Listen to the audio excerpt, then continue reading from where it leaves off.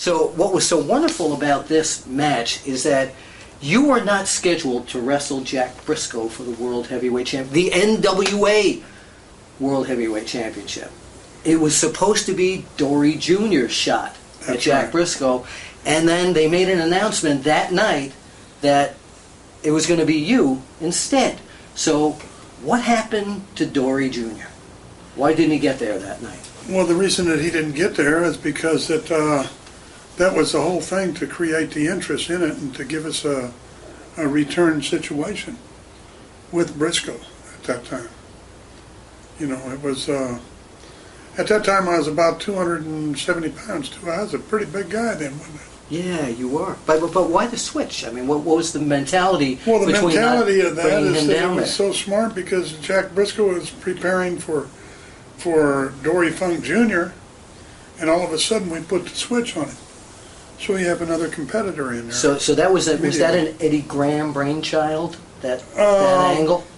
It was Eddie Graham, Terry Funk, Dory Funk Jr. brainchild. Okay. And it was the three of us that figured that out. Now the fans were totally stunned that night, because they expected one of these real classic Dory Funk Jr., Jack Briscoe hold match, not the craziness of Terry Funk. Well, I think that was it. But you know, the funny thing about the fans is because a championship change had never been taking place in Florida at that time. That was the first time. And they were just in awe. Whenever it happened, there was almost like a change in them, because they were so thrilled and elated to see the change, but they saw their man get beat at the same time. Tell us what it was like to work against Jack. Now, right over here, you're putting the spinning toe hold on Briscoe, and he takes you down. What was it like? It to a figure four leg lock. Yeah, well, you're trying to kick him off. Trying to kick him off, can't kick him off, again and again and again. Now, what was it like working with Jack Briscoe? What kind of a worker was he? He was the epitome of clean cut. I'll use the word babyface. Yeah. He is the epitome of all baby faces. How was he that? Because Jack was. And the other thing that Jack had is he had so much faith in myself and my brother, and we had total, maybe not call it allegiance, but trust in each other at the time, you know. And Jack could sell like a baby and come back wonderfully, and he was he was just the epitome, you know, as you have to have the angel and you have to have the devil. Yeah, and you certainly were the devil, and in Florida at least. But what made me the devil, though, is that guy that I'm wrestling, Jack Briscoe, because he's the one that sold me in that match and made me so strong, and therefore, whenever he came back, he was the angel then. But I also went ahead and sold him so well too. We just had good chemistry together. Yeah. Good chemistry. Yeah. Well, how many people were you're not supposed to cough when I talk. You know that. All right, I'll try to. Try, please. How many people? Oh, wait a minute. Now here is the rollover. It's into a cradle from the figure four. And that's it. You're the world heavyweight champion. First. Nobody had ever seen anybody cradle anybody. Now, how many people beside you knew that this was going to happen that night? Well, naturally, is that the members of the National Wrestling Alliance, the championship committee, you know, because they had to vote on it. And it was them, but that was very close there, so I think that was probably about 5 or 6 people. Was anybody against you?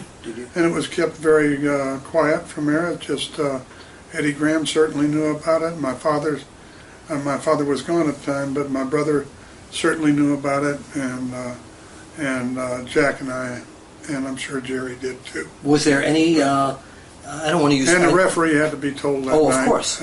Now, I'm not going to use the word resentment. That's not the right word. But and the funny thing about the referee there is whenever he was refereeing at Sonny Myers, and what happened with Sonny Myers there, as I won the championship belt from the cradle, I had him cradled, Jack cradled, and Sonny counted 1, 2, 3, And I came back, and as he counted 3, I came back like this because I knew that I had the championship then.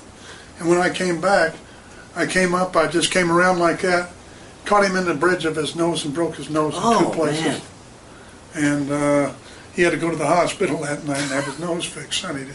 Hey, Sonny wasn't too happy with that. I wouldn't have been either had I been the referee. One of the questions that comes up. Gosh, I haven't changed much, have I? You look almost exactly the same. There's young Gordon Soley, indeed, interviewing Terry Funk. I have to ask you this: was there any resentment or anything? And I don't know if it's the right word with you and Dory Jr. that you were getting the. Oh the Lord, belt? no! That was my brother that fought so hard for me at the Alliance meeting. Okay, all right. He made some tough, it was a tough decision to make. I mean, he had to go against a lot of people. Yeah, yeah. You had Harley, who was right up in there and right up in the deal, and my brother had to talk to people and try to get them not to vote for Harley. You understand what I'm saying? Absolutely, absolutely. And Harley was a great champion too, but it was the time to make the move and try to get in there as far as the Funk family was concerned, and we politically and everything else made that move. Now that changed your... That's so important. See, as people that say this, well, I've been champion, but that doesn't matter to me. Or did boy, you won it. Congratulations. They'd come to me and say, congratulations, and I'd say to them, hey, pal, it wasn't me. I mean, there was a whole committee that had to vote on it. But to the fan, Terry Funk won the belt. That's true. That's true. But I understand how I got there. Yeah. And a lot of guys that go through the same situation or have in the past. I'm not talking about Harley or Jack or anybody like that. But there's certain people in this business that go ahead and have that happen, and they think, oh my God, it's almost as if they have done it themselves. Well, they haven't. You have to remember that. Keep things in perspective. Yeah. And even though I was a world champion, I was put there by others, and I'm thankful for them. I'm thankful that they put me there. Why did you understand what I'm saying there? Absolutely. Oh, I'm thrilled that I do understand that. And they had the confidence in me. Why take it off Jack Briscoe? Because down in Florida, Jack Briscoe was the premier babyface Why take it at that off? point. Because of the World's Championship, and it's a wonderful thing to have, and a wonderful thing to have around your waist. But it's a burden. It's a burden because... How so? Because, my God, you've got to go ahead, you're committed. You commit your life. You were married to that belt. Yeah. You weren't married to your wife. You didn't have a family. How many nights a year did you defend that? I did, but I was a maniac then because... you still are. Honestly and seriously, as I was... my wife and I had separated at that time, and I was ready to go on the road, and said, give it to me, and they gave it to me, and I went 310 times in a year. Wow. 310 times. 310 times, 310 matches, and from town to town and area to area, and did it. And whenever I wasn't there, I'd fly home, and I didn't care if it was one day or whenever I had time, I'd fly home and see my kids. And fortunately, as my wife and I got back together later on. So that's what I was going to ask you. Where did it all come back again? When I dropped the belt. When you dropped the belt. Final question about that particular segment. Where would you place Jack Briscoe in the pecking order of the greats of all time in Florida? I would place Jack and Jerry very, very highly. And a lot of people, Jerry Briscoe, sometimes he doesn't get the credit that Jack does. He kind of overshadowed him, And not really overshadowing him, but Jerry was the younger brother, or however you want to put it. But Jerry was super in the ring. He was a super performer, and a lot of people looked past him. And Jack was too. They were both just super in the ring, and great to work with. And just again, as two of the purest baby faces that ever existed in the business, Jack and Jerry Briscoe. Absolutely. And really understood the business. Where does that NWA, you've had so much so many accolades throughout your whole career. Where does that NWA title victory from that night in Florida stand in your list of great accomplishments during your career? At the top. Yeah. At the top. Did it also change your life in a positive way?